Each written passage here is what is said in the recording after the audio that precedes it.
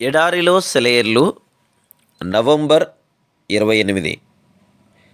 ఉదయ సాయంత్రముల ఉత్పత్తులను నీవు సంతోషభరితములుగా చేయుచున్నావు.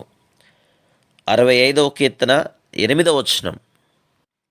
ఉదయం పెందలాడే లేచి కొండ మీదికి వెళ్ళి దేవుడు ఉదయాన్ని ఎలా తయారు చేస్తాడో పరిశీలించండి.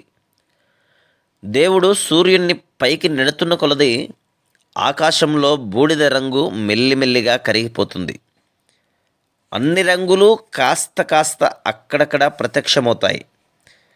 అవన్నీ క్రమంగా మిళితమై ఒకే ధవలకాంతిగా మారే వేళకు సూర్యబింబం ప్రత్యక్షమవుతుంది.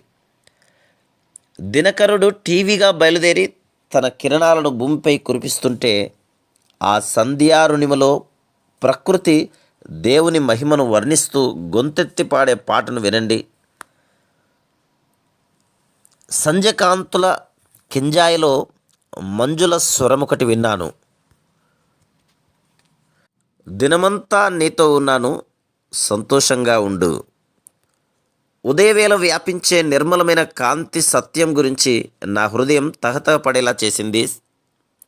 ఆ సత్యమే నన్ను ఉదయమంతా స్వచ్ఛంగా చేసే మహిమను కలది. అది ప్రకృతి ఆలపించే మధుర గీతికలో శృతి కలపడానికి నాకు తోడ్పడుతుంది.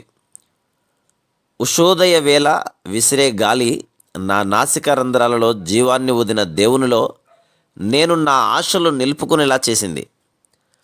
ఆయన తన ఊపిరితోనూ తన మనసుతోనూ తన ఆత్మతోనూ నన్ను నింపి ఆయన ఆలోచనలే నేను ఆలోచించేలా, ఆ జీవితాన్నే నేను జీవించగలిగేలా, అందులోనే నా బ్రతుకును నిలుపుకొని మహిమను పొందగలిగేలా ప్రార్థించేలా చేసింది.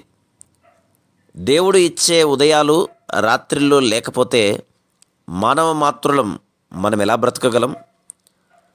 రాత్రికి పగటికి మధ్య వేగుచుక్క పొడిచిన వేళ, నీడల జాడలు నిశ్శబ్దంగా కదిలిపోతున్న వేళ, ఈ దినం చేయవలసిందేమిటని నీ గదిలో ఏకాంతంగా ముచ్చటగా యేసుతో ముచ్చటించు.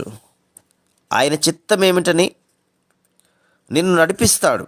పర్వతాలు వంచుతాడు, ఎడారులు పూలు పూస్తాయి, మారా దార మధురమవుతుంది. ఈ జీవన యాత్రంతా తెలుసా జైత్రయాత్రని? ఉదయాన్నే ఆయన్ను ఆరాధిస్తే నిజమే ఇది ప్రతినిత్యం. Praise the lord.